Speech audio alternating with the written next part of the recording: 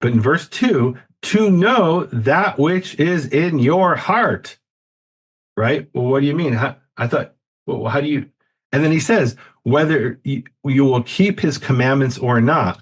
But doesn't he just look in my heart and know everything and I don't have to do anything because he just knows my heart? But if your heart doesn't translate into action, then it's not really in your heart. That's what he's telling us. Or maybe let's put it this way. Maybe it is in your heart, but it doesn't mean anything. For God, your heart has to translate into action. That's what he says, not me. All right, guys, Chag Sameach. Thank you for joining us. This again was kind of like just one of the morning Bible studies I did with Linnell. This was several morning Bible studies, actually. I'm going to try to condense them into one and see if I can do it in somewhere between 30 minutes and 3.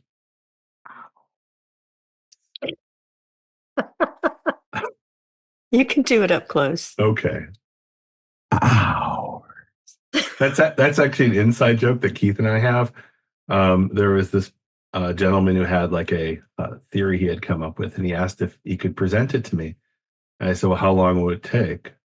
Right. He says, do you want to tell me your 5-minute theory? Okay. He said, hours. And he said it like that.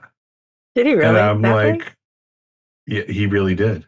No, he literally did. I still remember it. Anyway.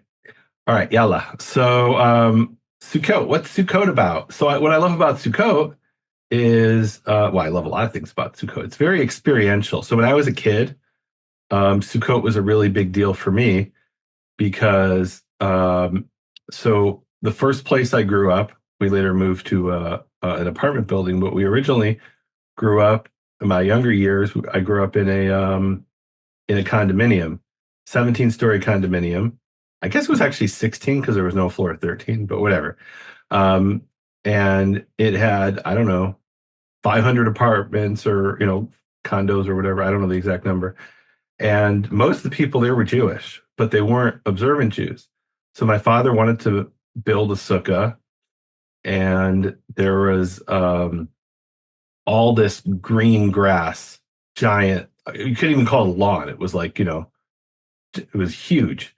And they said, no, you can't build the sukkah there. And so he said, can I build it in my parking place? Because you're saying those are public spaces. I own the parking place.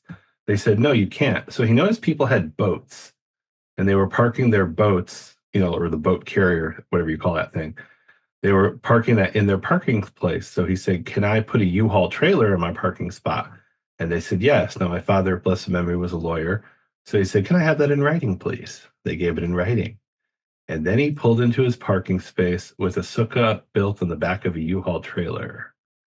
And this made the national Jewish media in the U.S. It was in Jewish newspapers, and they were irate, the board of the condominium building. But he had gone through such an effort, so it was like a really big deal. Later, we lived in an apartment building, and I used to sleep in the sukkah. And I remember waking up one day covered in I actually was using a tarp as a blanket because it was so cold in Chicago. And I woke up and there was a layer of snow, like probably this thick, covering the tarp. And it actually probably saved my life because it was insulating.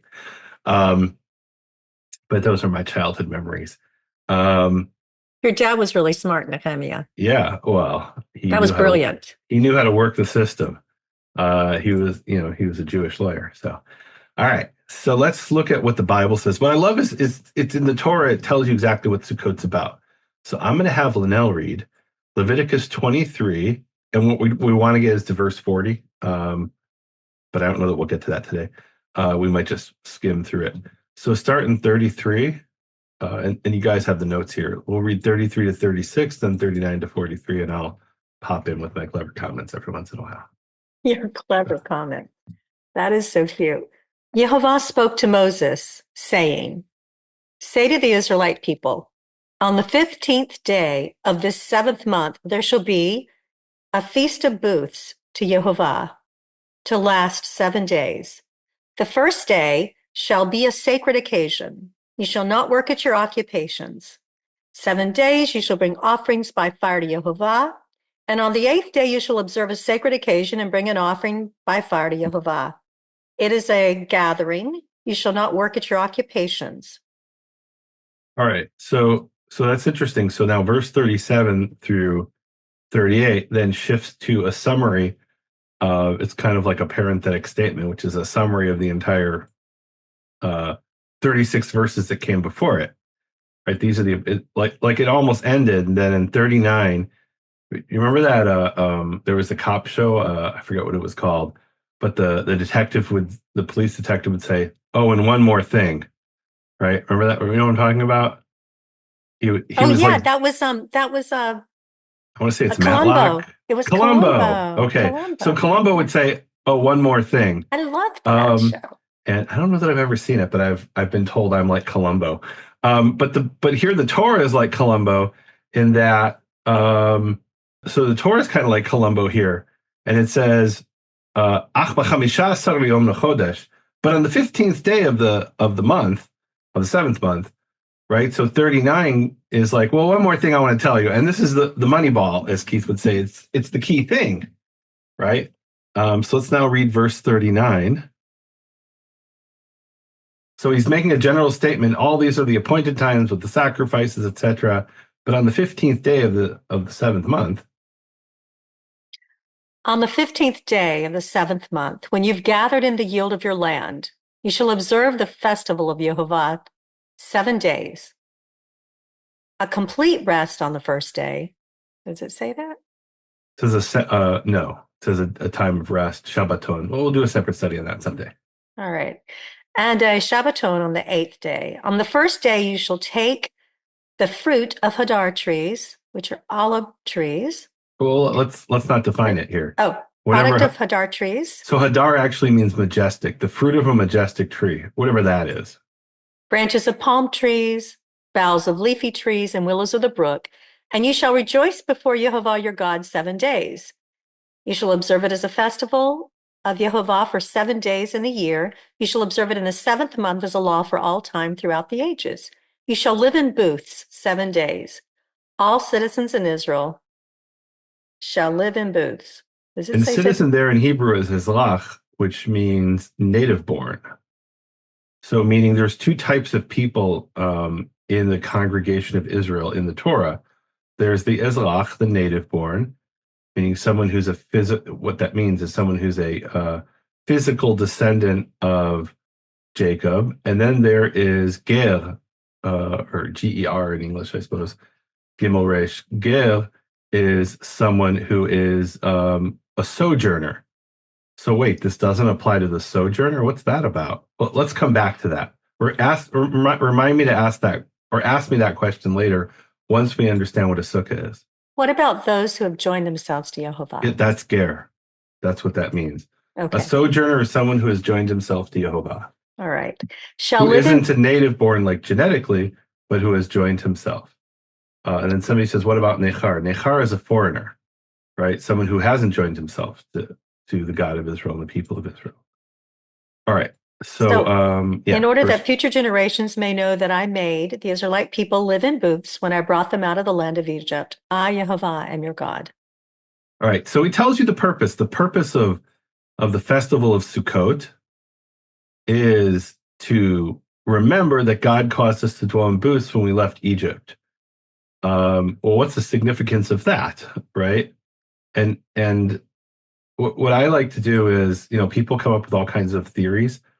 I want to be really careful not to say, well, the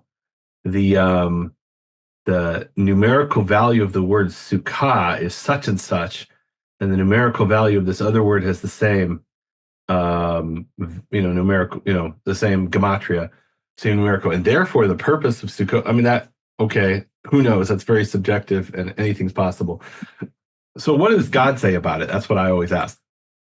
So let's start with this question. So there's a mystery here in this verse, and the mystery is something that's sort of so obvious you might not notice it. It's kind of like in the book of Esther, it never mentions the name of God or even the word Elohim, even the word God. But people often don't realize that until somebody points it out to them, right? Something so obvious staring you in the face that you don't realize it until somebody points it out. They're just staring you in the face. What? Why are you laughing? This is very serious. So, and what is this obvious point that you wouldn't notice until somebody points it out? So he says, in order that the generations will know that I caused them to dwell in booths, the children of Israel dwell in booths when I brought them out of the land of Egypt. Where does it say that? So nowhere in the Torah, other than this verse, does it say God caused Israel to dwell in Sukkot, using the word Sukkot. So that's interesting. So let's keep that in the back of our mind when we ask the question, what is a sukkah? So we have a reference to Sukkot, not the feast, but the physical structure, which in English we call it booths or tabernacles, right? Interesting. Interesting that we use the word tabernacles in English, right?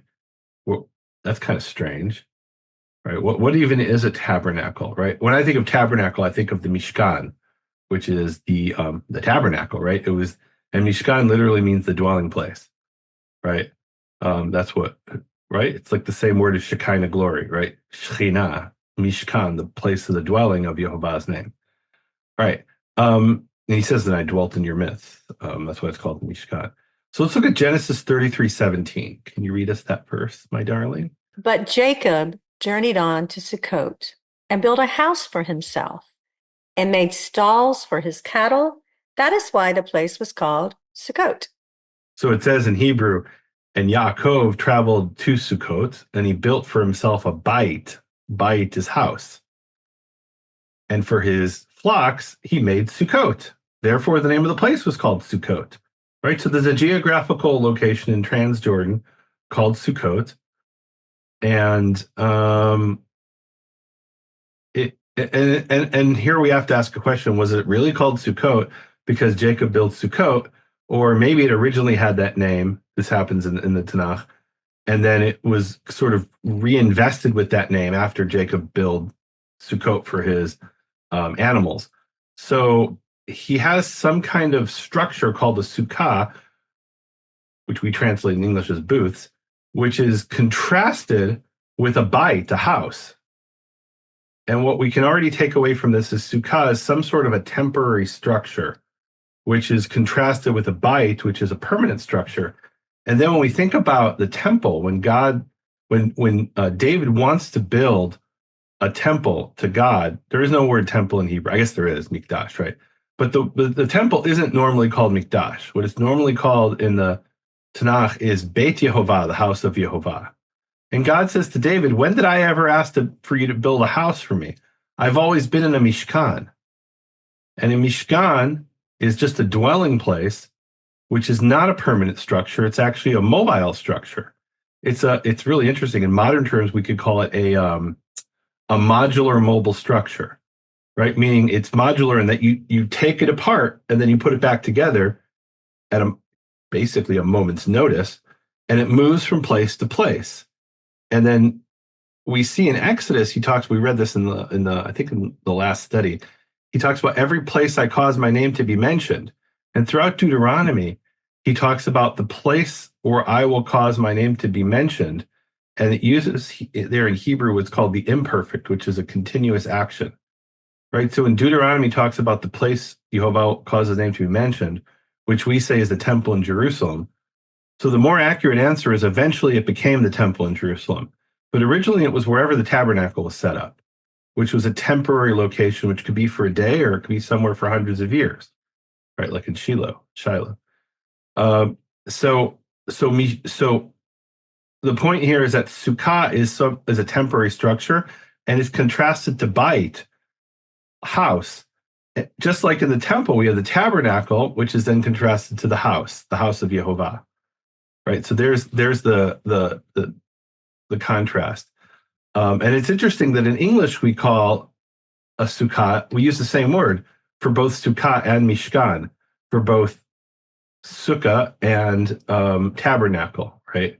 We call them both tabernacles when we say Feast of Tabernacles. So that's not accurate, but it's actually not wrong in a way, right? Because so the tabernacle is also called, well, we'll get to that. I'm jumping ahead. Let's look at Exodus 12:37, and the reason we're looking at that, I'll read that, is that it says, and the children of Israel traveled from Ramses the name of the city where they were slaves, to Sukkot. Sukkot here is the name of a place in Exodus 12:37. About 600,000 men. So they come to a place. So maybe that's what it means in Leviticus 23:40. I caused the children of Israel to dwell in Sukkot. Maybe he doesn't mean booths. Maybe he means just that geographical location, right? But that they didn't actually dwell there. They were there for a very short period of time as they were fleeing, and they're actually still in Egypt, right? So in Leviticus 23, it says, when I took you out of Egypt. But in Exodus 12:37, they actually haven't left Egypt yet, right there. And how do I know that? Because it goes on and it mentions the city of Sukkot again. And I'm looking for that. And they haven't left the border of Egypt when they're in Sukkot. So let's look here. So it's Exodus 13:20. And they traveled from Sukkot and they camped in Etam at the edge of the desert. So they haven't reached the wilderness yet. And by the way, when we say desert, it's not really desert. Midbar is anywhere which isn't inhabited, right? So I think the Australians would call that the outback. And right, so it's any area that's, I mean, look, in modern terms, well, no, we call it, so country is area where you have agriculture, right? So we're talking about a place that's beyond where you're growing crops. And midbar literally means the place where you lead, that is what we say desert, is midbar. It's the place where you lead animals to graze, right? It's not good for anything else except for grazing, right? So it's like most of Texas. No, really. So, I mean, Texas is a lot of open space where you're not going to grow corn because maybe there's not enough water or something like that. So they're traveling from Sukkot to Etam, which is at the edge of the desert. So Sukkot's in Egypt, right? So that's not what it's referring to in Leviticus. It happens to be there's a town called Sukkot. But think about that. The only place it mentions Sukkot outside of the Feast of Sukkot that he caused us to dwell in booths is some place in Egypt, which is mentioned again in Numbers 33. But it's not what he's talking about. He's talking about something in the desert. So this is a bit mysterious, right? And it's kind of like, and the Torah does this. It'll be, remember that I told you Gwenny Penguin is the cutest penguin of all time. And imagine if I never said that until now. No offense, Penny.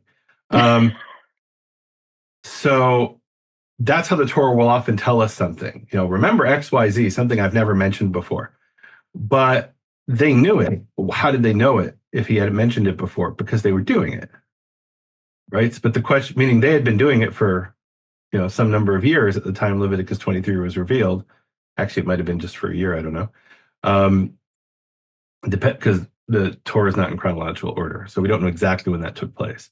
But it was sometime in the desert.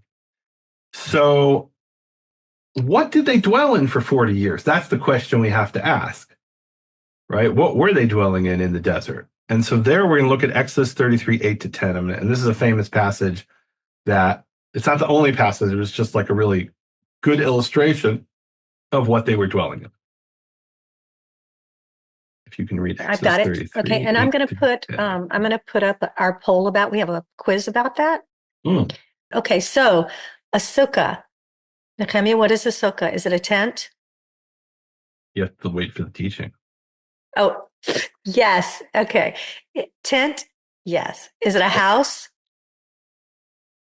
I'm going to give it's them definitely not. Well, no, that we already said, right? There's the contrast.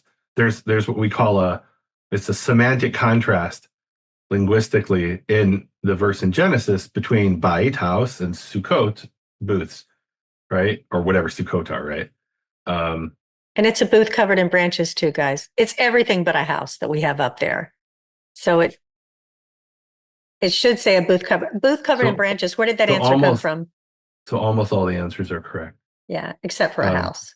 All right, let's look at our Bible verse. All right, 33. Exodus 33, 8-10. And look, so let's put the context back because we just had the poll. So the context here is that God said, I caused you to dwell in booths when I took you out of Egypt. And that's why you should build these booths or whatever they are, Sukkot, in the future. What do they actually dwell in? Let's read it.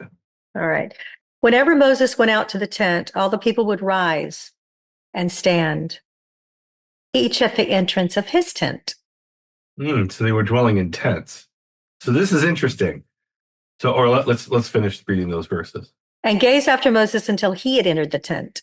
And when that's Moses, the tent of meeting, which was the precursor of the tabernacle. In other words, there was a tent Moses would pitch, and he would go inside and he would talk to Jehovah face to face. And when the really cool thing is, it says, and Joshua never left the tent. Joshua was in there hearing. And it makes me think, whenever it says, and Jehovah spoke to Moses saying, that's Joshua sitting there with his reed and a piece of leather and writing down what he heard. wow. Yeah. All right, but go on. Wow. And when Moses entered the tent, the pillar of cloud would descend and stand at the entrance of the tent while he spoke with Moses. All the people saw the pillar of cloud poised at the entrance of the tent. All the people would rise and bow low, each at the entrance of his tent. Jehovah would speak to Moses face to face as one man speaks to another.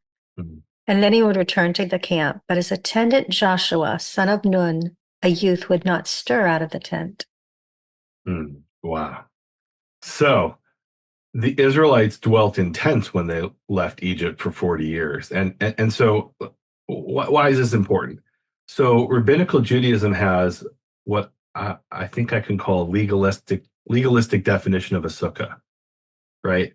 So, and it's actually one of their key arguments, literally, in why do we need the oral law? Because the oral law gives us the specific specifications that are required for a sukkah to be valid. So in other words, you can build a sukkah on the back of a U-Haul, you can build a sukkah on the back of a camel, but if you take a vine that's growing out of the ground and it grows around like poles that you have set up in a lattice, and it creates sort of a natural sukkah that's not valid. And how would you ever know that without the oral law? So therefore, you need the oral law, which is a bit interesting. We make up a bunch of rules and say, you need our rules, because otherwise you wouldn't know our rules that we made up. Okay, so, and the image you would get from rabbinical Judaism, and I'm not trying to be funny here, is that each Israelite had two structures. He had a tent made of some kind of, cloth or goat skin or something like that, right? Remember so the tabernacle is called the tent of meeting. And what's the tabernacle made of? The Mishkan. It's made of these wooden slats that are covered in gold, and they interlock with little pieces, and then they're covered in goat skin, right? So that's called the tent of meeting. So a tent isn't necessarily what we think of today, right? A tent today has a very narrow definition as well, right? If I throw up literally the tabernacle, nobody in English would call that a tent, but in Hebrew that's called a tent, right? Meaning tent has a broader meaning today than it did in ancient times, it has a broader meaning in ancient times than it did today, or in Hebrew at least, let's say in ancient Hebrew. So Nehemia, Paul had the same question I did. So rabbinically speaking, when the gourd thing grew over Jonah, that wasn't a sukkah, but was it a sukkah? Well, let's not get into the gourd. Let's I don't know. That's an interesting question.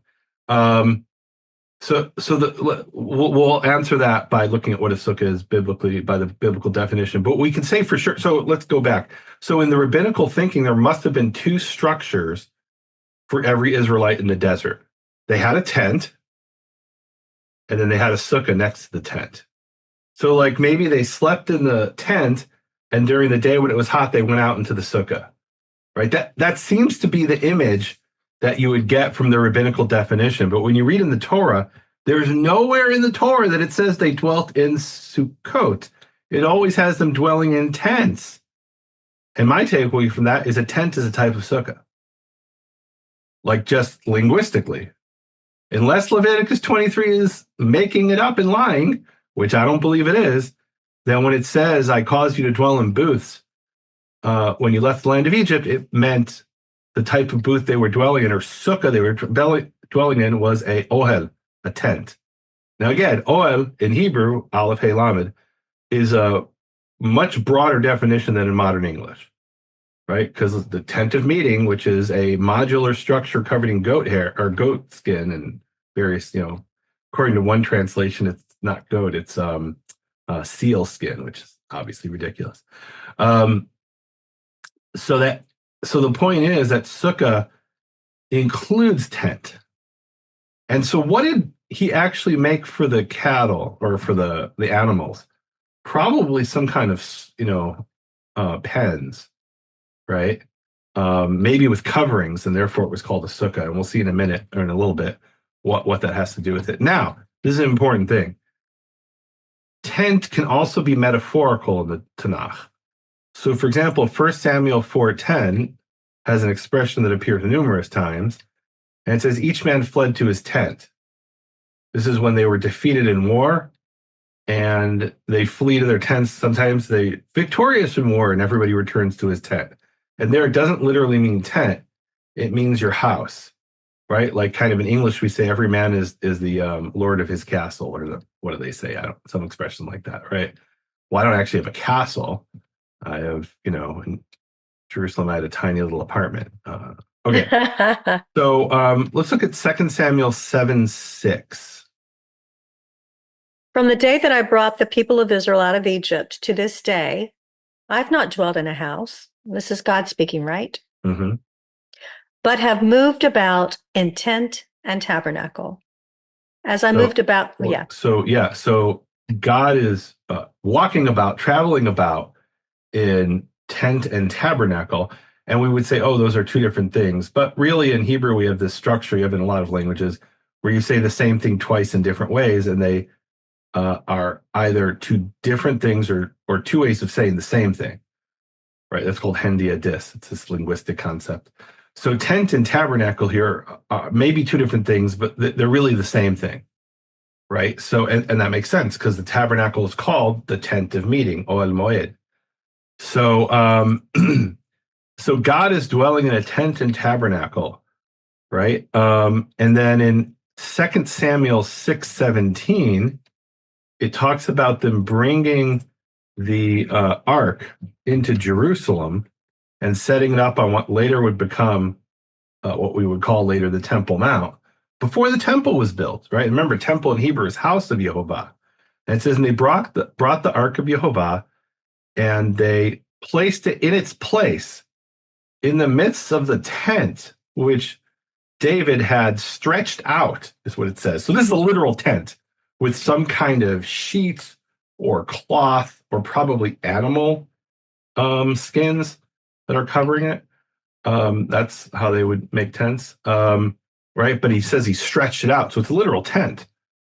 So the ark is in a tent before the temple was built on the Temple Mount.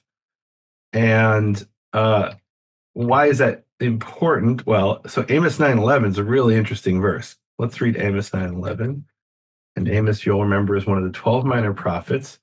It is in the Hebrew Bible, between Ezekiel and Psalms. You have the 12 minor prophets, which began Hosea, Joel, Amos. And Amos made really good cookies. You are so They funny. were famous. You're hilarious. Okay, so we're in Amos 9, Verse 11. 11. Yeah. In that day, I will set up again the fallen booth of David. And the Hebrew says the sukkah. I will mend its breaches and set up its ruins anew. I will build it firm as in the days of old. So he called it a sukkah here. Right. And it's interesting. The King James has, I'll raise up the tabernacle of David. Now, what is that? Is that the house of David?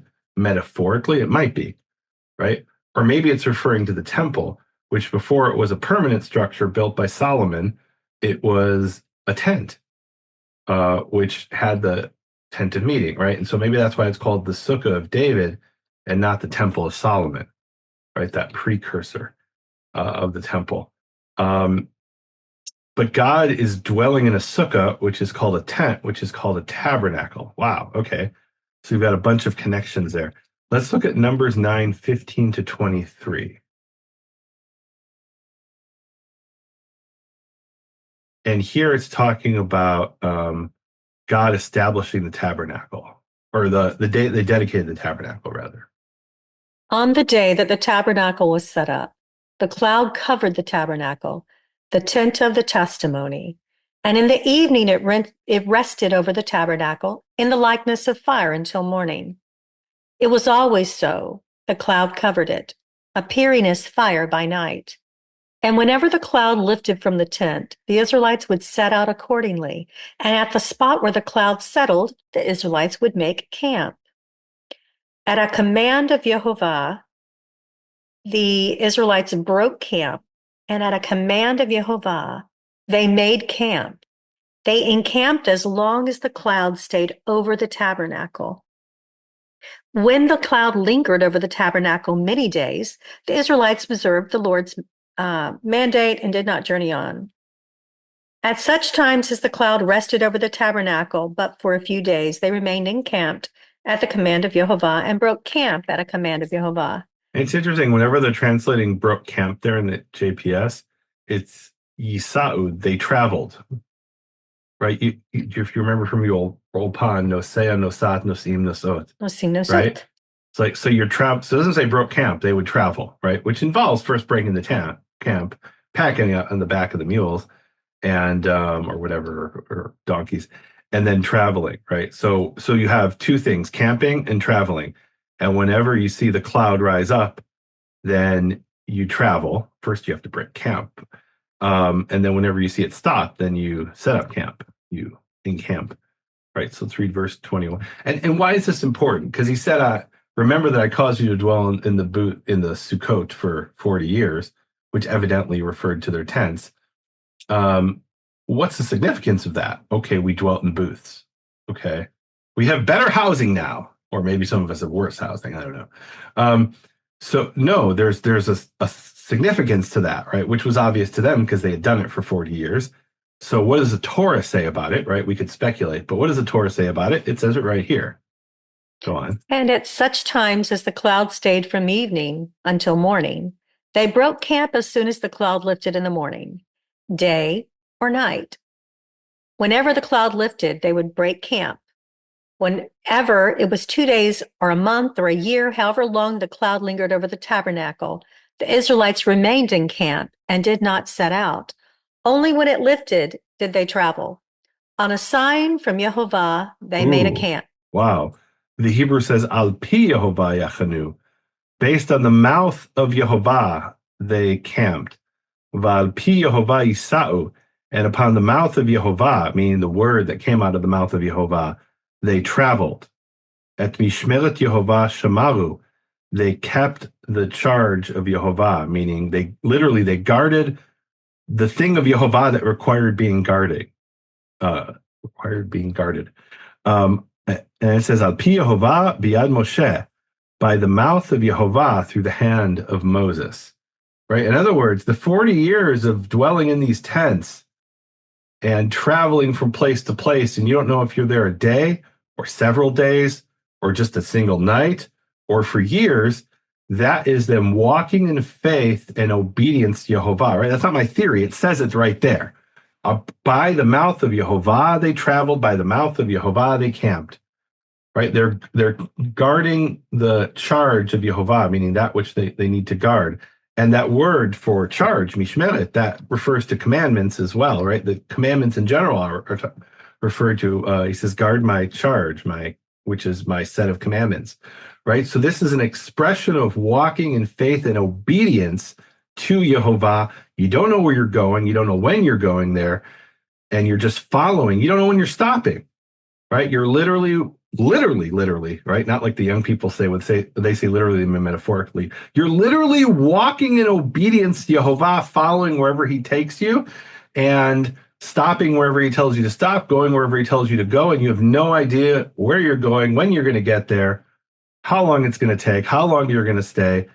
So when he tells us to remember walking, when he tells us to remember dwelling in booths for 40 years, this is the significance of that.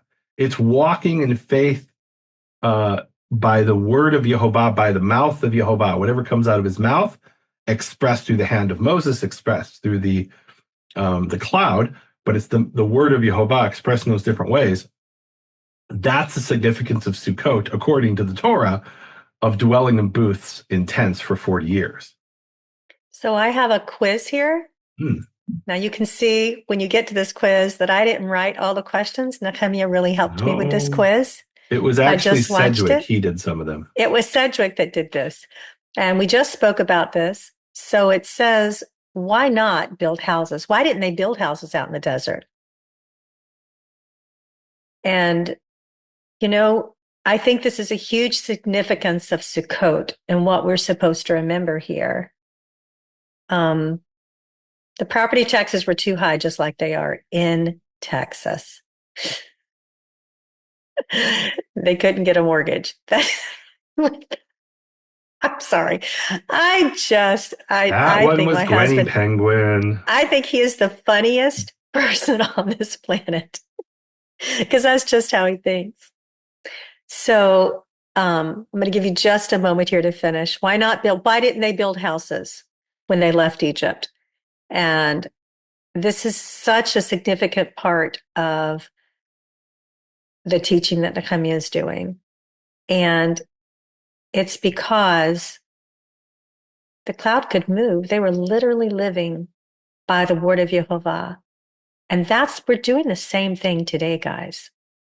That's why we remember it, because he wants us to remember that's how he leads us.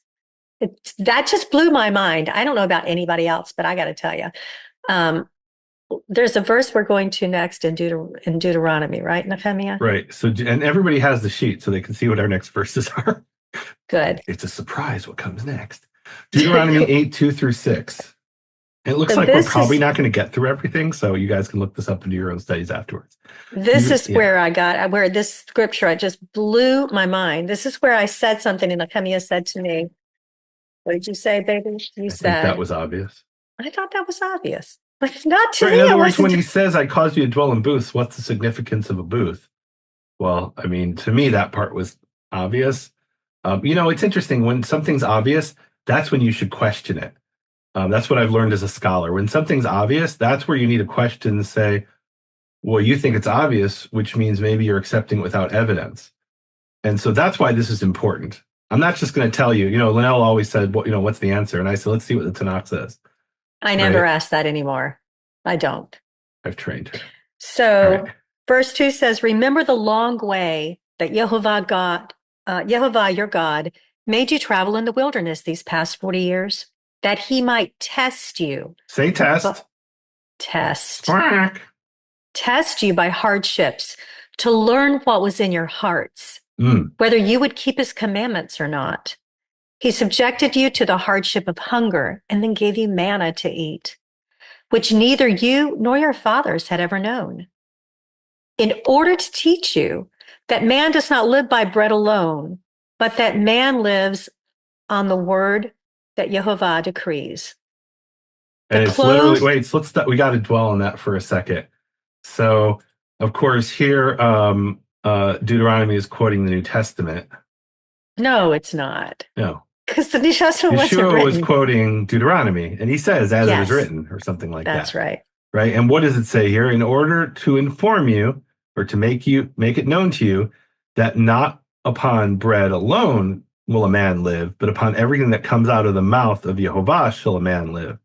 So what came out of the mouth of Jehovah? Boy, I don't think we'll have time to get to that. But guys, go read Exodus 16. The manna from the very beginning was intended as a test. It's a really complicated situation, right? So you have this substance that if you collect too much or too little, you're still satisfied. If you leave it over till morning, 6 days of the week, it rots. But if you leave it over on Friday till Saturday morning, it doesn't rot. And if you look for it on Saturday morning, it's not there, right? So it's a substance that has a lot of rules. And I think we have to look at it as a supernatural substance, meaning like there's no natural substance that behaves according to those rules, right? There aren't atoms in the universe that know when it's, maybe there are, but not that I'm aware of, that know when it's Saturday versus Friday, right? But the man, or manna in English, did, and by the way, man means what in ancient Hebrew. So manna is something like whatchamacallit, right? Because they didn't know what it was. That's what it says in Exodus 16. So it has these rules, and it says from the very beginning the purpose of the man was to test Israel to see if they'd be obedient concerning the Shabbat. So this is really interesting. So God sets up a system for 40 years to test Israel every week, every day. And right, so you're supposed to take a double portion on Friday, only take a single portion on the first day through the fifth day, which and today we call Sunday through Thursday. And then don't take any on Saturday. There won't be any there. Don't even look for it on Saturday, right? So God's testing them with time and food. That's incredible. Time and food. Now, the first test for humankind was food, right? Because I have people say, God doesn't care what you eat. He just cares about your heart. Well, I don't want to speculate about what God cares about. I know what he said. What God said, or I can't read God's mind. He can read mine, but I can't read his. What he does tell us is food and time are important. And food and time are expressions of showing your obedience. And what does showing your obedience demonstrate? It's so beautiful, right? And here it's about food and time. The man is about food and time. Deuteronomy 8:3, you just read. No, 8:2, you just read it. 2 to 6. Right, but in verse 2, to know that which is in your heart. Right? Well, what do you mean? I thought, well, how do you? And then he says, whether you will keep his commandments or not. But doesn't he just look in my heart and know everything, and I don't have to do anything because he just knows my heart? But if your heart doesn't translate into action, then it's not really in your heart. That's what he's telling us. Or maybe let's put it this way.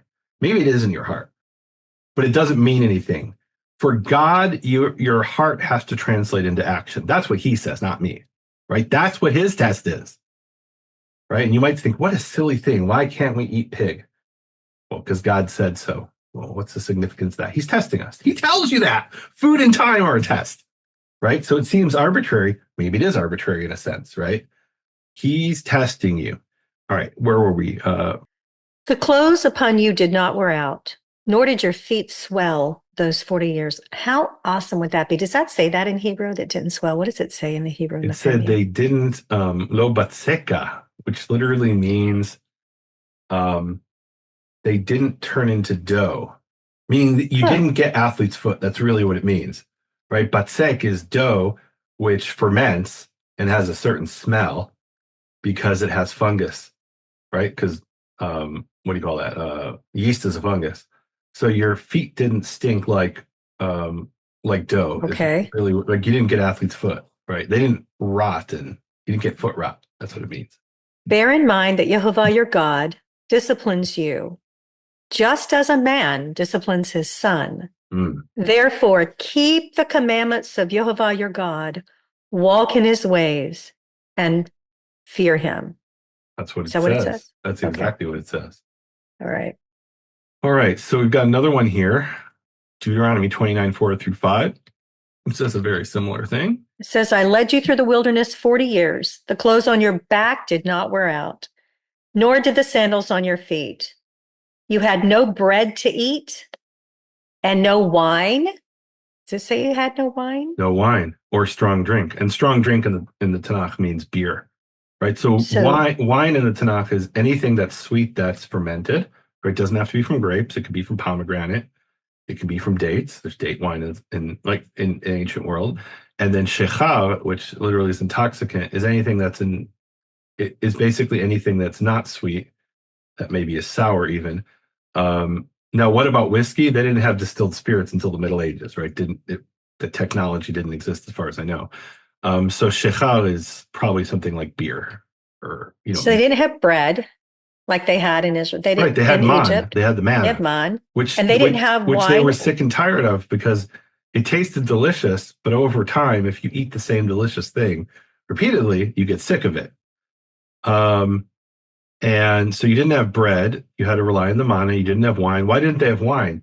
Because they were traveling in tents, and you have to grow grapes in order to produce wine. Right? They couldn't go to the wine store. It didn't exist. Right? So where would you get wine from if you can't grow it? That's the blessing of the land of Israel, is every man under his fig and under his vine, right? So you can make your own wine, because you have vines, or you buy it from your neighbors, right? But if you have 600,000 people and they don't have any vines, then there's no wine, right? It'd be a pretty rare thing. In order that you would know that I am Yehovah your God. So how does that tell you that he is our God? Because despite that we don't have vines, we weren't dying of thirst. Despite that we couldn't grow grain, we weren't dying of hunger. Despite that we're walking around for 40 years, our shoes aren't decaying. And despite that, I don't have the ability to grow flax and make linen, my clothes are still intact. So this was a walk of faith for 40 years, and God was showing his providence, his protection. And why was he doing this? So that you would know that he is Yehovah. And why is this significant? Because he said in Leviticus, the purpose of Sukkot is so you'll know that I caused you to dwell in Sukkot, which includes tents, we saw. Well, what's the significance of that? The significance of that is for those 40 years, we were in this temporary structure and we were subject to the elements. And at any moment, we would have to break camp and move to somewhere else or stay there for years, all based on Pi Yehovah, on the mouth of Yehovah. And so that's what the message of Sukkot is, to remember that in Egypt, or in the desert, when we came out of Egypt, we dwelt in booths for 40 years. And at any moment, we could be told, you have to leave, you have to move. We were walking in faith, literally, trusting in Yehovah to provide for us, trusting in Yehovah to protect us, and even our clothes and our shoes, he was protecting. And that's what the message of Sukkot is. Why do we have to remember that? Because life today is walking in faith in a temporary structure, right? This world we're living in is temporary. But my sister in Israel, Ariella, who's a scientist, she sent me this really funny little cartoon. And it says 100% of the people who confuse causation and correlation eventually die, right? So if you confuse causation and correlation, you might think, oh, if I confuse those and everybody who confuses them dies, it's my confusing them that causes me to die, right? But no, everybody dies, right? This world, we're in a sukkah. Right now, metaphorically, we're in a sukkah, we're in a temporary structure. That's what a sukkah is. It's a temporary structure versus a bait, a house, which is permanent, right? That's a structure that might be broken apart and travel at any moment. You might have to pull up stakes, as we say in English, and move at any moment based on the cloud. And this life we're in is temporary. Any one of us could die in the next second, and we don't know, right? Or you could live for years. Right? So it's walking in faith. It's a demonstration of your faith in Yehovah. And it's a reminder that we're walking in a temporary situation here in the world, just like our ancestors did in Egypt, or just like our ancestors did in the desert after when they left Egypt. You're walking in faith in Yehovah, whether you acknowledge it or not, right? This is temporary. 100% of people are going to die, right? Might take longer, hopefully, might take shorter, but everybody eventually, right? That's the other thing scientists, medical scientists say, that if on it based on a certain time frame, 100% of the people in a study will die, right? Right? If it's 100 years later, everyone will probably be dead.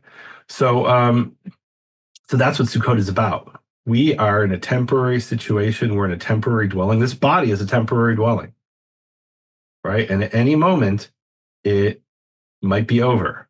And that's what Sukkot is, to remind you of, that while you're in this temporary sukkah, this temporary dwelling, you are to walk in faith with Yehovah and realize he's the one that provides. He's the one that gives you the instruction. He's the one that leads and guides you in your walk of faith and your walk of life. That's Amen. what Sukkot is about. Amen. That is beautiful. Yeah. There's a bunch more notes, guys. Go do your own study. Let's do some Q&A. So I want to show you guys something. I showed you guys at the very beginning, but this is really important. When you have questions, I'm going to share my screen because I want you to see where you can go to do some searching. On nehemiaswall.com, let me show you real quick. And then we're going to talk with each other. Give me just a minute. I think this is important. Dev said, I've tried to tell people for years how to do this. Right here on the right-hand side underneath Nehemia's wall, right here, you can look up anything you want to know. So we do have a scholar club that is going to be starting, I think, next month. And if I can spell it properly. If you're interested, it's not published yet. So only you guys here know this is on the back end. We're still working on the page. We're working on a video. Andrew, thank you so much, who's working on it. It brings up articles for whatever you search on. You can click on it and it will bring things up. Like if I wanted to know more about Sukkot, eventually this will be up on the website. And I don't know if it's going to be where exactly it will be. But if I want to know more about Sukkot, I can just click here and I can see Sukkot. If I want to know something about covering, it doesn't matter what you put here, guys. It's a really good search. Discovering common ground. There's a bunch of things here, but you can search there. And can I point out one of the reasons you can search so thoroughly is that we have spent huge sums of time, money, and resources on transcribing the podcasts. And we actually did something really interesting. So what, I mean, because you could do it automatic. Like I watch videos all the time where there's like these subtitles popping up and it's not what the guy says. And so we spent, we make mistakes, but we spent a lot of resources on getting people who are native Hebrew speakers to transcribe what I say at a mile a minute, so that it's as accurate as possible. So you can search it, and is it 100%? No, there's definitely. I've even found some mistakes, but I don't have time to go over everything. But the main reason for the transcription has been to make it searchable, so we could find stuff ourselves. Right? It'll be like, I think I said something some years ago. Okay, well now we can actually look for it and find it. Usually, so it's a very powerful search tool. All right, so we're going to do some questions, some Q&A real quick. Nehemia, what Yes. happens if a holiday falls on Shabbat? Are the commanded observances combined or are there distinct requirements? So this is kind of a broader question of what are the requirements of Shabbat? And I'll be honest, this is something that my view has changed over the years. But let's save this for a separate study on what are the requirements of Shabbat. I would just point people to Exodus, let's see, chapter 12. And I think the big so here, let's back up. So in rabbinical Judaism, you are not allowed to cook on Shabbat, but you're allowed to cook on the what he calls the high feasts, right?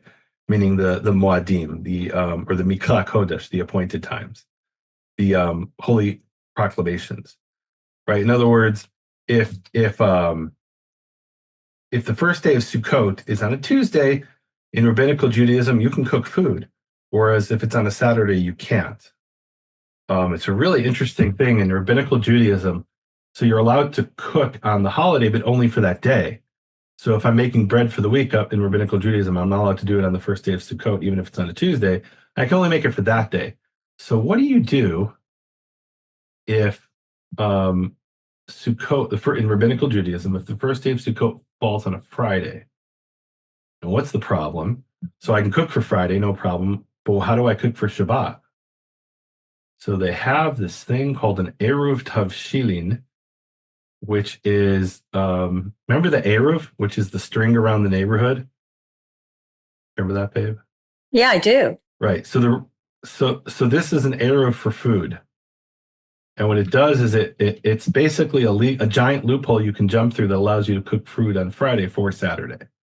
So Nehemia, Right? do you follow that? No, not at Okay, all. just letting you know, he is explaining what the rabbis. The question was based on this idea: how do we implement these rabbinical rules? Even if they don't know that that's what they're asking, that's really what they're asking, right? Yeah, we're not following rabbinical rules, right. Just so you know. I just want that really clear. Exodus 12:16 says, it's talking about Passover, the Feast of Unleavened Bread, Chag HaMatzot, and it says, in the first day is a Mikra Kodesh, a holy proclamation, and the seventh day is a Mikra Kodesh, it shall be for you. You shall do no matter of work except, say except. Except, I don't actually know what noises hedgehogs make. Somebody can tell me in the comments, perhaps. And except that which every soul alone will eat, it shall be made for you, right? So you're allowed to cook on the feasts, on the Mikra Kodesh, Certainly on the Feast of Unleavened Bread, right? But the word there is mikra kodesh, which is exactly what we have in Leviticus 23. So cooking is the exception. It is work, but it's the exception of the type of work that you're allowed to do on the feast. What about Shabbat? Let's leave that for a Shabbat discussion. Okay, here's another Shabbat question. I'm just going Hmm. to say something. The Torah says not to start a fire on Shabbat. What about those who live in very cold, freezing areas, snow, freezing temperatures? We don't follow the So again, we don't follow the rabbinical well, so that's rules. not just rabbinical, right? It's much more complicated than that, right? Because I used to teach that you're not allowed to have a fire on Shabbat under any circumstances, based on Exodus 35. Lo tavah Okay. v'esh b'chol moshetecha b'yom HaShabbat. Do not kindle a fire in all your habitation on the Sabbath day. I've changed my view on that over time, but we should do a separate teaching on that. Okay. But the real answer here is you should work it out for yourself in fear and trembling with prayer and study before the Creator of the universe. You certainly shouldn't put yourself in a situation where you're going to die, right? The Torah says that these commandments are so that you should live by them.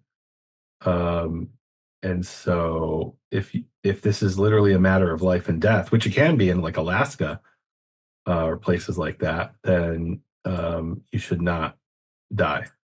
Okay. Is it lighting candles on Shabbat? Is it commanded or is it No, that's tradition? obviously not commanded.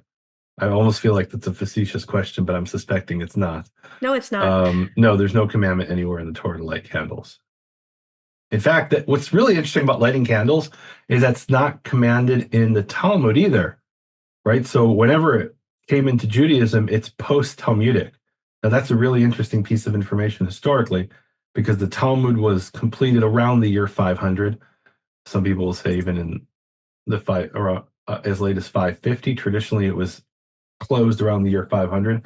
So let's say lighting candles as a commandment wasn't even part of rabbinical Judaism until after the year 500. Well, that's pretty late in Judaism.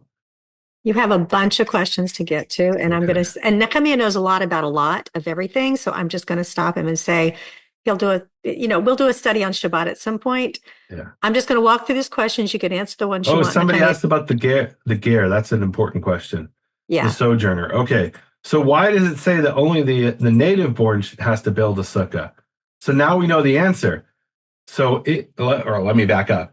In ancient Israel, all land was inherited. You could purchase land, but it was only for up to 49 years, so you were leasing it. You could lease land for 49 years. There really wasn't purchasing land. And all houses were built on land.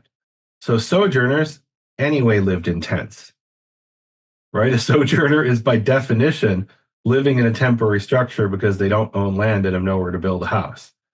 So they don't need to build a sukkah because they live in a sukkah 353 days out of the year, right? The Hebrew day is 354 days, right? So 350, the rest of the year they're living in a tent anyway. That's why it says the native born. Now, if you're a sojourner who happens to live in a house, then yes, you should be building a sukkah. Okay. Um, did the average Israelite have a family tent before they left Egypt? If not, where did they get the material to build them? Like make one. So they had lots of goats, and there are, and that, oh, so we didn't get to this part of the study. So a sukkah can be made out of branches and reeds and various pieces of vegetation. Now you need some kind of a framework, which will probably in ancient times be branches as well. Um, so there are branches even in the Sinai. Right? So the Sinai Desert, even if it's in Saudi Arabia, wherever it actually was, those areas are semi-arid. They're not like actually the Sahara isn't even like the Sahara, right? There are parts of this, when we think of desert, we think of just like, miles and miles of sand dunes. Most deserts are not like that. Yeah. So, At what point do you think the pilgrimage will resume for keeping Sukkot? so the pilgrimage has never ended.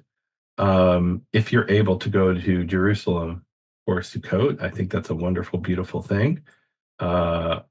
We definitely want the temple to be rebuilt.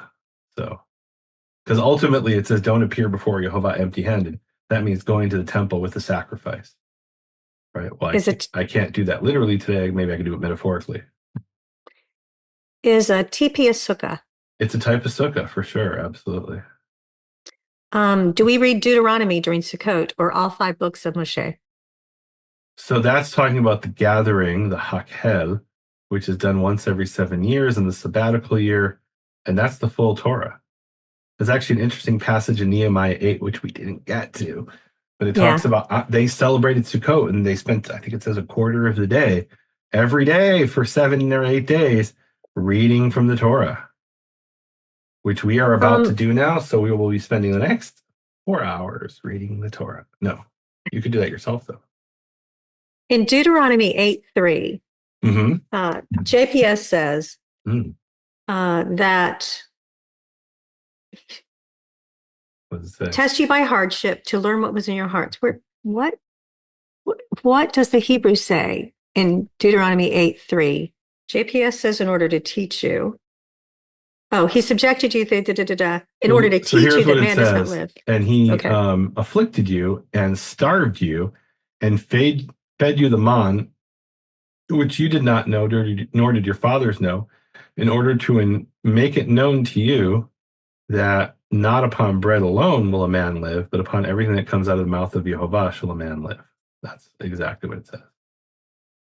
Is the Talmud the only place to find the dimensions for a sukkah? Well, So you the read Talmud what the doesn't Bible exactly said. have Yeah. dimensions. It has minimum dimensions and minimum specifications, right? And maximum specifications and Did maximum. this come from the Bible? No, That's the answer, in my right. opinion. So in other words, you have made up rules and you need the made up rules to know the made up rules. And therefore the made up rules must be true. Otherwise you wouldn't know the made up rules. Hmm. Okay. Um, if we were asked, will this be available later? Yes. If it records properly, then yes, we'll have it available. Um, there's, let's see, I'm looking for ones that are pertaining to Sukkot, just saying. Remember that the children of Israel lived in booths. They didn't believe Jehovah, but rather the bad. Okay, that's not a question. That's a statement. All right. Please comment on the 8th day. Shmini Atzeret, they're asking about, comment on it. So Sukkot's a really interesting holiday. It's only 7 days, but there's an eighth day, which is a day of rest. And it's interesting because it's specifically said to be an atzeret. An atzeret in Hebrew means a gathering. So this is a question I mentioned in a previous session about um, the phrase mikra kodesh, which is translated in the King James as holy convocation, meaning holy gathering. But then there are 2 days that are specifically gatherings: the seventh day of the Feast of Unleavened Bread and the eighth day of Sukkot, even though it's not part of Sukkot. Right. So those are actual gatherings, right? The word there is atzeret, which is apparently means something like gathering. So Timothy asked, he mhm. had question, but I think, Timothy, you'll find the answer in the notes. If you email Dev or myself at nehemiaswell.com, he said, to sum it up, in Exodus Mhm. 33:22, and it's in Hebrew. Do you see it? No, I don't. I have no idea what you're reading. Michon. Okay. Where are you reading? I'm reading the question. Let me put it in general chat. Mhm. It's in the Q&A towards the bottom. It's like 4 Oh, up. Exodus 32, Vesachoti kapi alecha. Yeah. Right, that's actually not in the notes. We didn't cover that, but we covered related No, things. yeah, it seems to be We just significant didn't to get think to of it. his So, palm over the sukkah. He does mhm. talk in these notes about God shielding us. Right. So the meaning of sukkah is from the word sochech, which means to cover over and to shield over by covering something. So it's a shelter, right? So in that sense, it's protecting you, and it's used metaphorically of God protecting. And it talks him putting his wing over you to protect you, like a bird covers her young, right, with a wing. Um, and so yeah, so the sukkah is God protecting us. Yes. So Elizabeth asked about the lulav and the etrog. We Yeah. didn't read about that this morning because it's not, is that in the Bible, Well, Nehemia? yes, but it's not. Oh, so it's a very important part that we didn't get to because we didn't have time. But it's in the notes. So so here's the standing on one leg answer. So Leviticus 23:40 describes different vegetation that you should take and celebrate Sukkot. And then when they read this in the book of Nehemiah, chapter 8, they understood it that Leviticus 23:40, and specifically, it's in the notes here, Nehemiah 8:15. And I have a study on my website about it as well in Sukkot. So they read it and they understood that as instructions for how to build the sukkah, for the materials that you use to make a booth. And so it's really interesting. It'd be like if I said to you, take a bunch of 2x4s and nails and celebrate the feast of picture frames. And so you can do two things with those the 2x4s and the nails. You can make picture frames, or you could take them and shake them around and say, God didn't say what to do with them, but the oral law tells me to shake around the 2x4s and the nails. So at least in the time of Nehemiah, they understood this as the materials from which to build the sukkah. Now, where did the rabbis get the idea of taking this cluster of vegetation and shaking it around? So there's a hint in 2 Maccabees 10:5-8, which talks about when they liberated the temple, and guys, this is the very brief version, go read it yourself, talks about where they liberated the temple and they celebrated Sukkot, which they had missed. So yes, Hanukkah, the feast, the celebration of Hanukkah, was originally the Sukkot, which had been missed while the Jews were being hunted down by the Greeks. Right, they were in the wilderness and they couldn't build booths because they were living in like caves and holes in the ground, and so they celebrated Sukkot in Jerusalem on Hanukkah, and they took these celebratory bundles, and it uses the Greek word there. So this is something that comes from the Greek culture in the rituals of Dionysus, that you take this bundle of vegetation and you carry it around in a celebration. So there seems to be a connection there. Like, in other words, this is Greek influence, in my opinion, but maybe it's not. Maybe it's something that goes back to the Canaanite religion or the high places. I could tell you it's not from the Torah, or it's a misinterpretation of what it says in the Torah. So someone asked a question here where etrogs, that's a citron, that looks like a lemon, were they around in the time of the Maccabees? So yes, they come from the Persian. So this is really interesting. So I did an interview, guys. Go, Nelson, can you post the link? I think it's in the notes as well. I did an interview with Dr. David Moster, who wrote a book about the etrog. And the etrog actually comes originally from either India or China. And it wasn't around in Israel in the time of the Torah, in the time of Moses. But in the Persian period, it was cultivated, this citron, this lemon-looking thing. It was cultivated in imperial groves by the Persian emperor, or the house of the Persian emperor. And so it was considered a royal fruit. So that's interesting because the Torah says Pri Etz Hadar, and Hadar is a term that means something like majestic, meaning royal.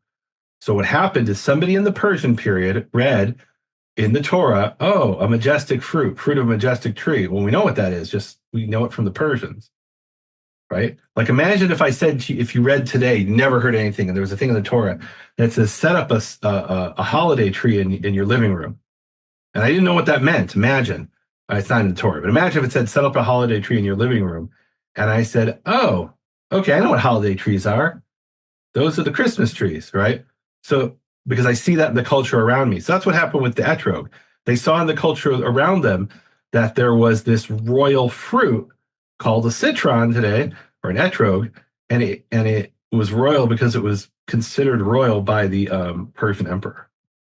So I will tell you guys what we're going to be doing. We're going to be doing a scholar club. I'll tell you just a little bit about that.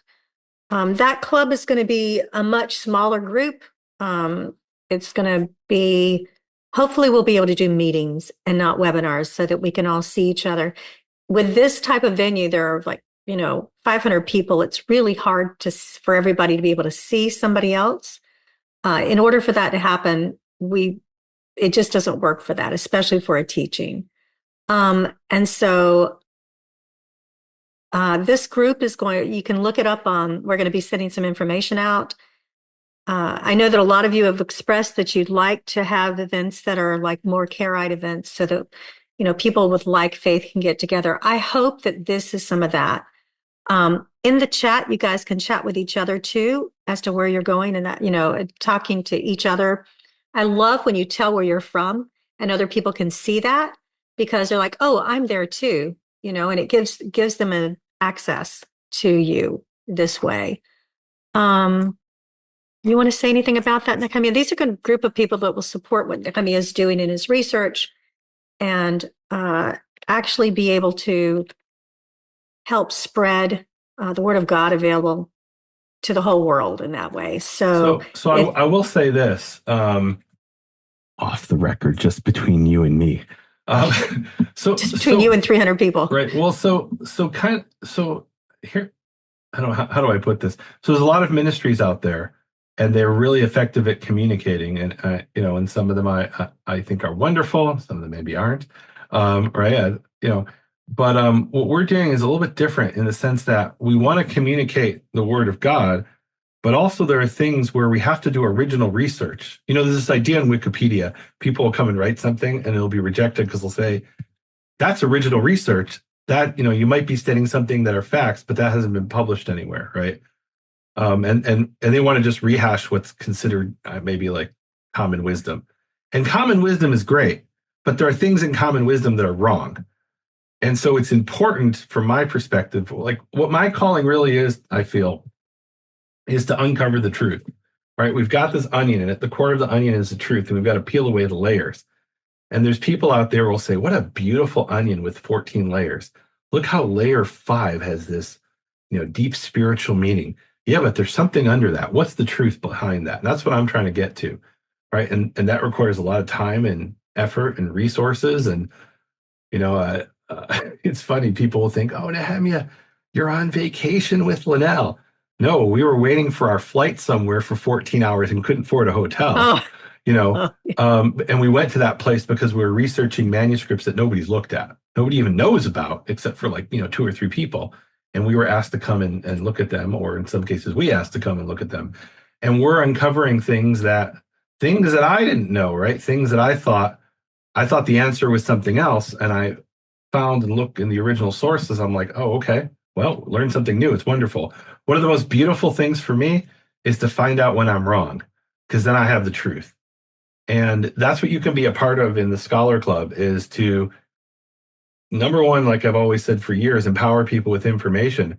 But we've got to find out what the information is in some cases. We don't even always know. I don't always know. I don't have all the answers, but I know how to find the answers. Sometimes they can't be found, by the way. There are things that I've tried, I've uncovered every rock and dug and I can't get the answer, right? But I know at least how to approach it and how to try and answer that. That's where God has blessed me. And so you can be part of that, right? Not everybody can be a scholar. We have this metaphor traditionally in Judaism with the 2 brothers, Issachar and Zebulun. And it says one of them was a merchant and the other sat in tents. And there it's interesting. In the Jewish mind, sitting in tents means he sits and he studies. And so the one who was the merchant, he supported the one who sat in the tents and studied. Because the one who was the merchant, he didn't have the time. Maybe he didn't have the aptitude for it. Maybe he wished he could do it, but he had other things that God had called him to do.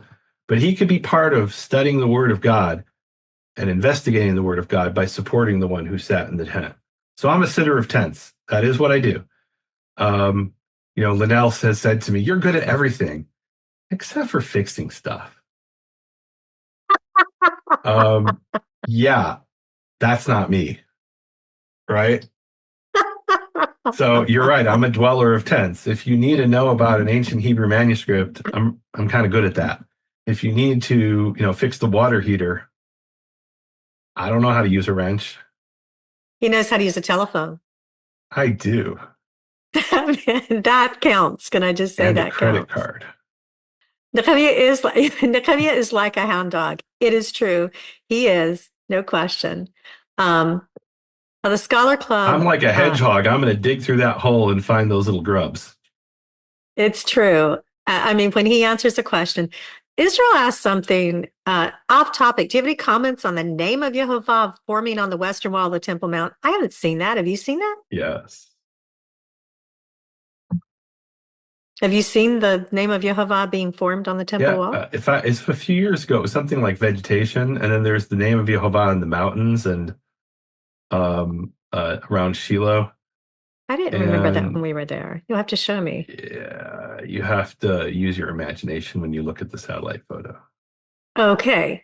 right? In the command for the nations to attend the Feast of Sukkot in the future, in order for the world to get to the same lesson as Israelites in the desert, is the command for I nations to didn't attend. follow. Say it again. Is the command for the nations to attend the Feast of Sukkot in the Yes, future? Zechariah chapter 8. We didn't get to that. Guys, go read it. It's beautiful. All right. And who said anything about the future? Why isn't the future now? It says in the future they'll be punished if they don't do it.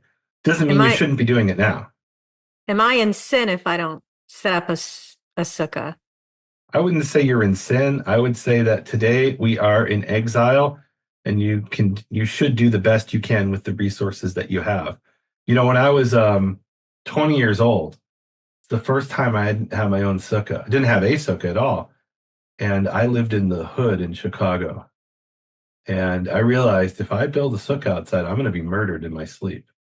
Hmm. And so I'm like, okay, I'm supposed to live by the commandments, right? When I was a teenager and we lived in, a nice middle class neighborhood, it was probably a little bit dangerous sleeping outside in the sukkah in the backyard, but not quite as living in the hood where, well, I won't say certain things. Anyway, Is the eighth day a great feast with food selection and puddings? I don't know about pudding, but I yes. think we're talking about Shmini Atzeret. Yeah. Right, right, right. And I don't know what you mean by puddings. Like that might be something in a different dialect of Maybe English. desserts, sweet things. I Oh, don't know. yeah. So, Sweet well, things. in Nehemiah 8 is where we go back to we're first talking about Yom Teruah, where he tells you one of the characteristics of a holy day is don't be sad, be happy, even though they were legitimately sad. Don't express your, I mean, do everything you can to, you can delay your mourning until the next day, which they did.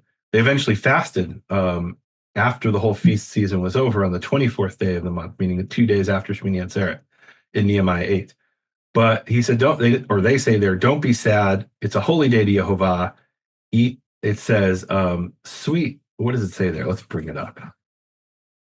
Nehemiah 8. Yeah, we had a whole thing on Nehemiah 8, which we didn't get to. But Is the eighth day a high Sabbath while we're on this subject? yes, that's It not a is. Yeah. biblical term, or not a Tanakh term, Right. but yes, it is a Mikra Kodesh, which is a day Right. on which work is forbidden. Um, so they say here in Nehemiah 8, so they read the Torah and they were upset. He says in verse 10, eat fatty foods and drink sweet drinks. And sweet drinks probably means something like wine. And how do I know it's wine? Because anything sweet is naturally going to ferment after 3 days. They didn't have refrigeration. So eat fatty foods and drink sweet drinks and send portions to those who don't have anything prepared. For today is holy to our Lord. Do not be Mm. sad, for the joy of Yehovah is your strength, is your stronghold. Wow. Um, 8:10. Peter asks, can one fast during Sukkot? I mean, you just read what we read, Yeah. right? So work it out for yourself from fear and trembling and prayer and study before the creator of the universe. Sounds like no. How do you two observe your time in the Sukkah? We pray, we eat, we put we put a big air mattress out there. Well, we tried sleeping there, which I have done many years in the past. But in Texas, you have a problem with mosquitoes and bugs. No And mosquitoes so this we year, set thank up goodness. a bug zapper, and it was like every 30 seconds while we are trying to sleep. And I'm like, okay, the Torah was given for Jerusalem, land of Israel. Might not be practical in Texas, where there's West Nile virus. Yeah. Yeah, no kidding. I want to look at Amos 5:26. Okay, we're going to Amos 5:26. I'm there. Okay, let's Yeah. go. Amos 5:26. Hold on. Let me look at. So, do you want to read that, please? I'm gonna look for it. I almost there. Yes. Amos 5:26 says,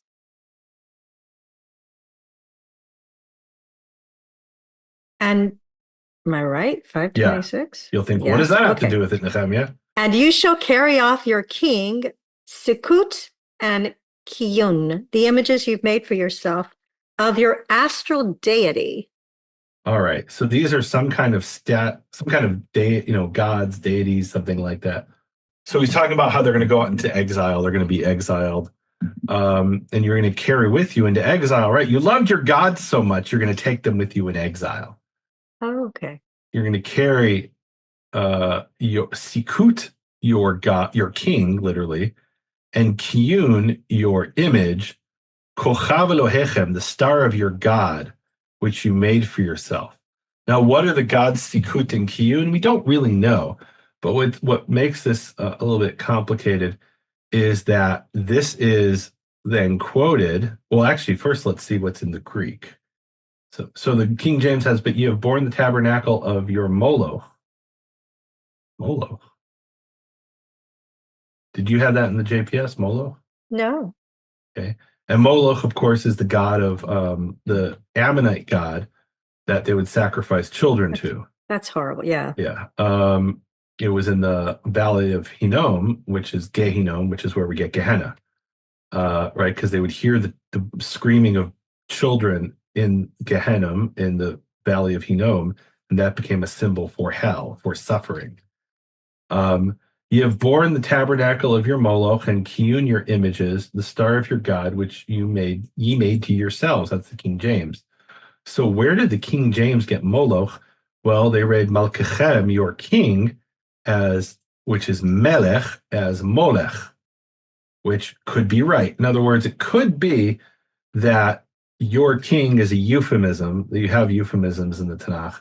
The euphemism is where I say something in a nice way, or there are certain words I don't want to say. That's a sort of euphemism, at least in the biblical sense. So instead of Baal, sometimes it says Boshet, which means shame, right? So Melech could be a euphemism for Molech, meaning Kiyun, your Molech, right? Kiyun might have been a specific manifestation or a specific type of statue of the deity Molech that they burned children to, right? So where does the King James get? Maybe this should be a whole separate teaching. Long story short, guys, I won't get into it, but look at Acts 7:43 and the Greek the Septuagint, which is the ancient Greek translation of Amos 5:26, which has Moloch. That's where the King James got it from. In other words, the translators of the Septuagint said, "Oh, Malkechem, your king, is a euphemism for Molech. Let's just write Molech because in Greek they won't understand it otherwise, right? In Hebrew, it's obvious or can be obvious if you see it. Oh, okay, that's the same letters. Anyway, so that's interesting. So some people say that's the Star of David, which is utter nonsense. The Star of David had nothing to do with the Star of your God of Kiyun or Sikut.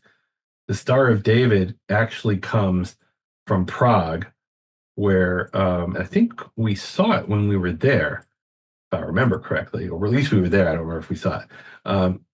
We have a photo. I have to check the photos. So what happened is in Europe, um, if you were important enough, you would have what's called a shield of arms, or a coat of arms rather, that you would put on your shield or on front of your house, the coat of arms. And the Jews of Prague in the 13th century or thereabouts were given permission by the Holy Roman Emperor to have a coat of arms. And eventually the whole Jewish world said, oh, we have a coat of arms, even though I'm not from Prague. And that coat of arms has a Star of David on it. With, by the way, the center of the Star of David is a Jew hat, which is a hat Jews were forced to wear to humiliate them. Probably the precursor of the kippah. So they are certainly the precursor of the shtreimel, if you know what that is, that Hasidic Jews wear. So this coat of arms, it's kind of like I'm Gordon from Lithuania, and I go online, I say, oh, the coat of arms of Gordon. I find something from Scotland, which has nothing to do with me, right? And I say, I have a coat of arms, right? So Jews around the world eventually adopted the Star of David from Prague as their symbol because they're like, okay, there is a coat of arms for Jews. It's the Star of David. Now, what did it mean to the Jews of Prague? That's the question. And it had nothing to do with the god Remphan, right? For the Jews of Prague, it was a symbol of probably a Kabbalistic symbol of protection, although it could also represent the name of Yehovah, but that's a whole separate study. Let's leave that alone for now. Can you build a sukkah on Shabbat?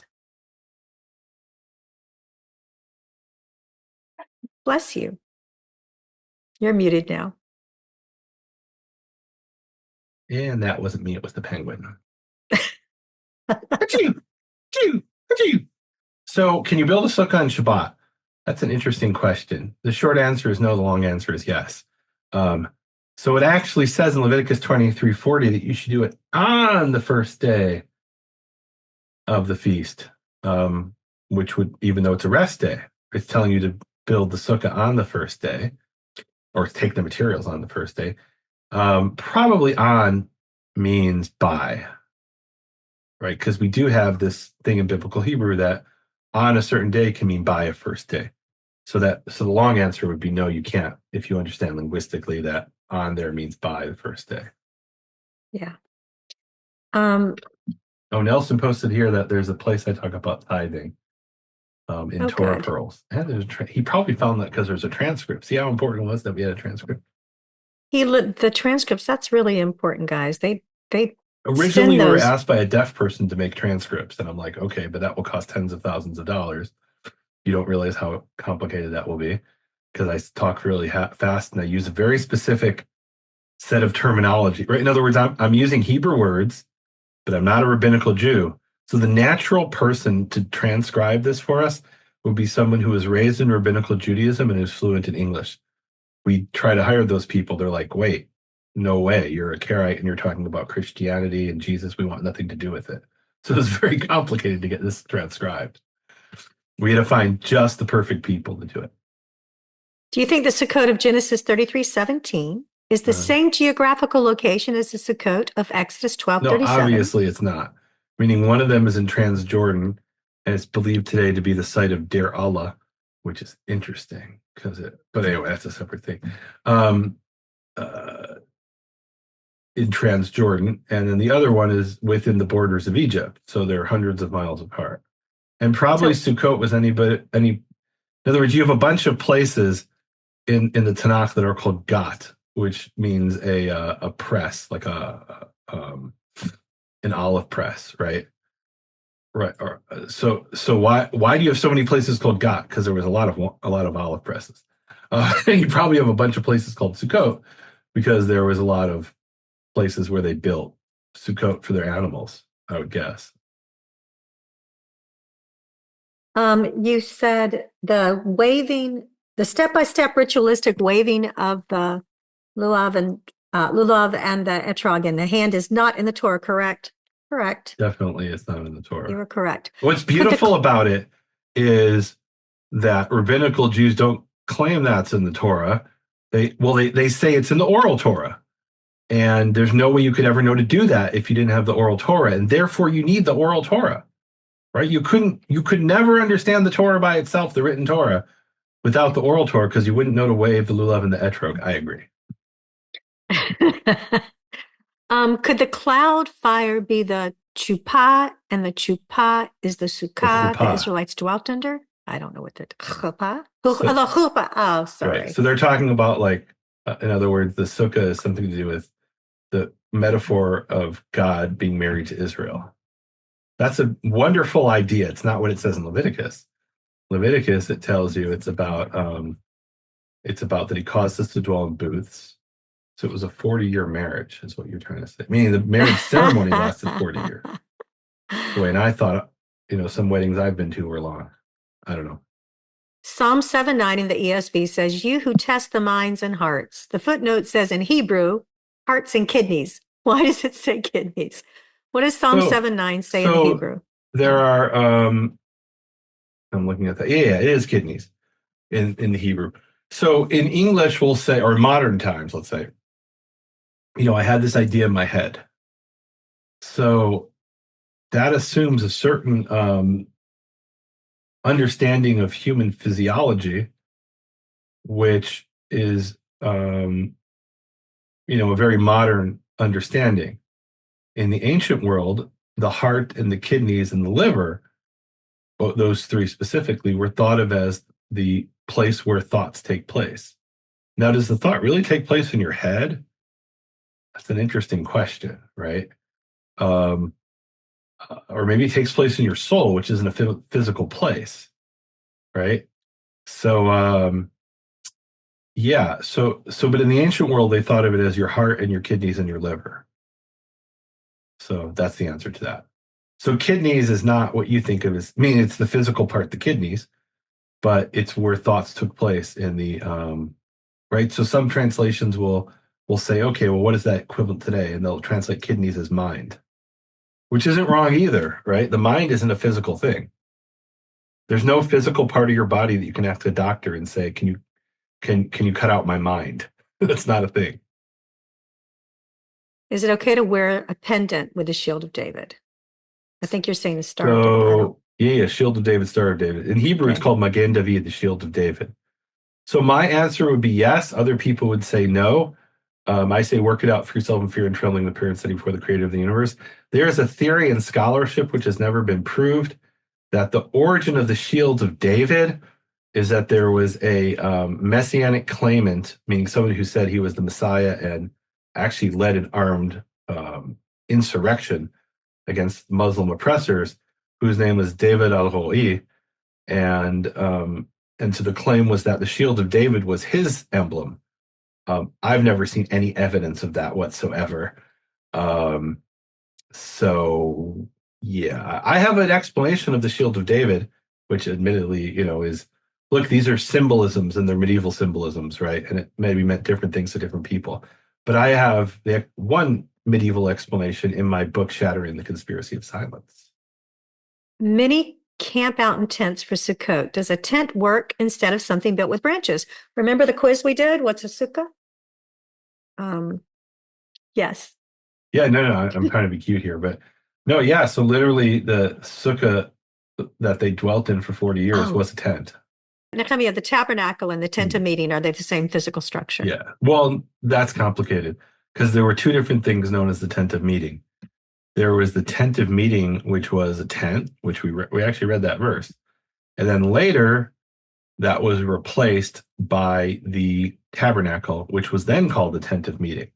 Once the ark was built, and in the ark, there was the Ark of the Covenant, the Aron Habrit, which on top of it had the Kruvim, the cherubs, and that was the place of meeting, right? But before the Ark was built and the tabernacle was dedicated for the Ark, there was an actual tent.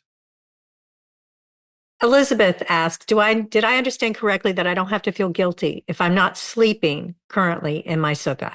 Well, I can't tell you what you should or shouldn't feel guilty about, but I don't feel guilty for not sleeping. I don't feel guilty about it either. Yeah. So that's a question. Is there going to be a third temple, Nehemia? Yes. According to the book of Ezekiel and other verses as well. You have been listening to Hebrew Voices with Nehemia Gordon. Thank you for supporting Nehemia's Makor Hebrew Foundation. Learn more at nehemiaswall.com.